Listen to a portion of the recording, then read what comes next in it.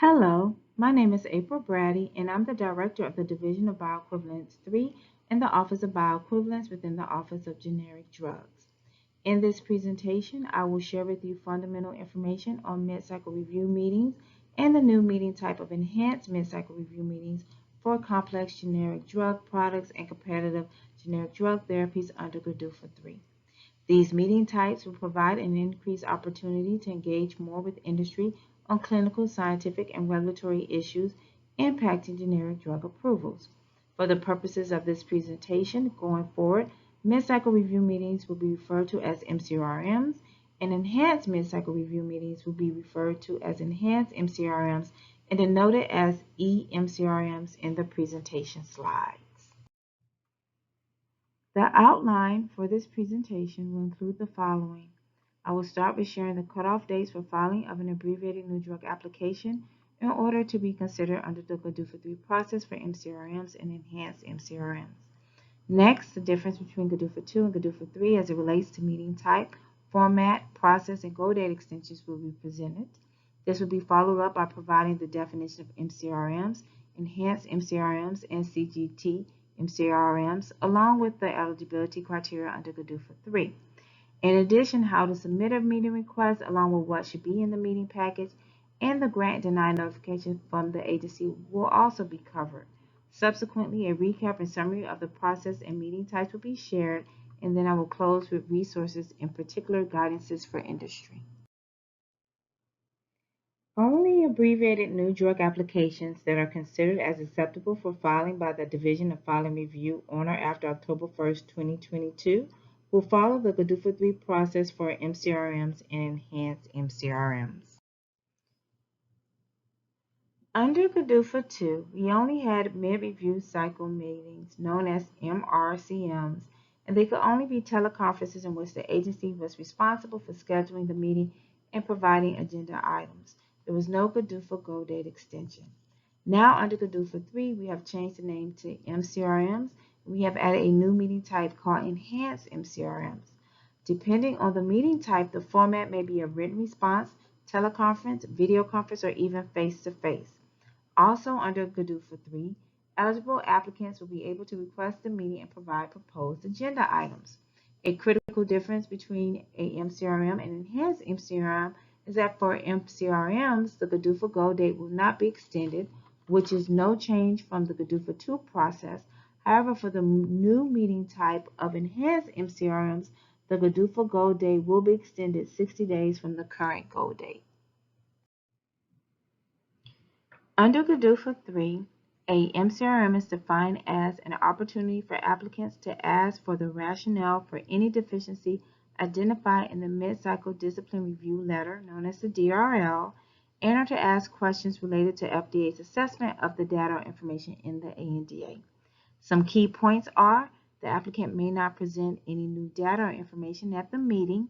If granted, the meeting will take place within 30 days after the date the applicant submits the MCRM request, and the relevant DRL response date will be extended to 15 days after the MCRM is held. Under GDUFA 3, an enhanced MCRM is defined as an opportunity for the applicant to ask questions related to a proposed scientific path to address possible deficiencies identified in the mid-cycle DRL. Unlike with MCRMs, with enhanced MCRMs, an applicant may ask questions about potential new data or information to address any possible deficiencies identified in the mid-cycle DRL. The FDA will discuss the data and information, but will not provide substantive assessment of data or information provided by the applicant at the meeting. If granted, the meeting will take place within 90 days after issuance of the last mid-cycle DRL. The ANDA's GDUFA go date will be extended by 60 days. The FDA will extend the response due date for the relevant DRL by recalculating the response due date starting from the date of the meeting. For example, if the response was due 30 days after the DRL was issued, it will now be due 30 days after the enhanced MCRM. Qualifying competitive generic therapy ANDA applicants may be eligible to request a MCRM during the first assessment cycle. If eligible, the agency will notify an applicant in the ANDA acknowledgement letter or the CGT designation grant letter. As it relates to MCRM or enhanced MCRM eligibility, meeting requests can only be made during the first assessment cycle. Applicants will be notified of their ANDA's eligibility in the ANDA acknowledgement letter or CGT designation grant letter. Applications which are eligible for these types of meetings are ANDAs for complex generic drug products with a granted product development meeting and certain qualifying ANDAs with a granted pre-sub meeting. And as previously shared, qualifying CGT applications are eligible for MCRMs only, not enhanced MCRMs. So now that the definition and eligibility criteria has been outlined, I will transition into sharing how and when the applicant should submit an MCRM or enhanced MCRM request to the agency. If eligibility has been communicated to an applicant in the ANDA acknowledgement letter or CGT designation grant letter, the applicant within 7 days of receiving the last mid-cycle DRL may submit a request for an MCRM or enhanced MCRM. The last mid-cycle DRL is defined as the latter of the quality DRL and the bioequivalence or clinical bioequivalence DRL. This is very important. Onus is on the applicant to ensure meeting requests are submitted within 7 days after the last mid-cycle DRL has been received via electronic submissions gateway. Two additional crucial points are only one meeting package will be accepted, therefore questions submitted on a rolling basis will not be accepted. When eligible ANDA applicants submit their meeting package, please state the meeting type in the cover letter. Only one meeting type, either MCRM or enhanced MCRM, may be granted. Questions within the scope of an enhanced MCRM will be denied if submitted in an MCRM request. Additionally, eligible ANDA applicants should specify in their cover letter the meeting format. For example, for MCRMs, either written or teleconference, whereas for enhanced MCRMs, either written, teleconference, video conference, or face-to-face. List of attendees by the applicant should be provided. A list of specific assessment disciplines requested to be present, along with a list of questions based on mid-cycle DRLs grouped by assessment disciplines should also be included, in addition to the proposed agenda. The applicant will receive a written notification as to whether the meeting request has been granted or denied. The request may be granted in part for the questions that are appropriate for the meeting type requested and denied in part for the questions that are not appropriate for the meeting type requested. There are several potential reasons as to why a meeting request may be denied. It could be one or more of the following. The submitted ANDA is not eligible for either a MCRM or enhanced MCRM.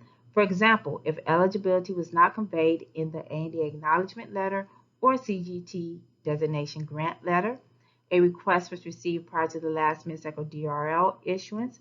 In this case, an applicant may submit another request within 7 days of the last mid-cycle DRL issuance. A request was received more than 7 days after the last mid-cycle DRL issuance.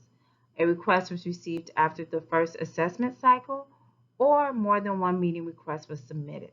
To emphasize, after one meeting is granted, subsequent MCRMs or enhanced MCRM questions or meeting requests will not be accepted.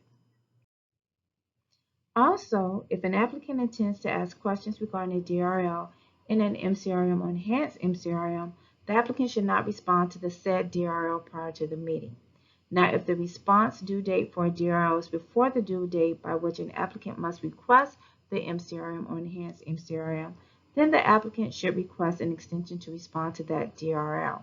Or if an applicant responds to a DRL anytime prior to the MCRM or enhanced MCRM is held or written response is issued, the FDA will deny or cancel the MCRM or enhanced MCRM request for the questions related to that DRL. Now, just as a recap, the next 2 slides will provide a graphical and tabular representation of the process and differences between the meeting types. As it relates to the process, the ANDA is received for review, accepted for filing. Meeting eligibility is conveyed to the applicant via ANDA acknowledgement letter or CGT designation grant letter. The agency does their assessment and DRLs, if any, are issued. Once the last DRL is issued, then the applicant will have 7 days to request either a MCRM or enhanced MCRM. The agency will notify the applicant if meeting is granted. The meeting will be held or written response will be provided depending on meeting request type and format, and meeting minutes will be issued. Also provided in this table is a clear outline of MCRM and enhanced MCRMs under GDUFA 3, which can serve as a reference for the applicant when determining what meeting type to select for their application that is most suitable to address clinical, scientific, and/or regulatory issues. Lastly, provided are some resources for industry as it relates to GDUFA 3 and MCRMs and enhanced MCRMs. This includes the GDUFA Reauthorization Performance Goals and Program Enhancements for fiscal years 2023 to 2027, guidance for industry, formal meetings between FDA and ANDA applicants of complex products under GDUFA, and the guidance for industry for competitive generic therapies. In closing, just want to reiterate, we look forward to engaging with industry. Thank you for your time.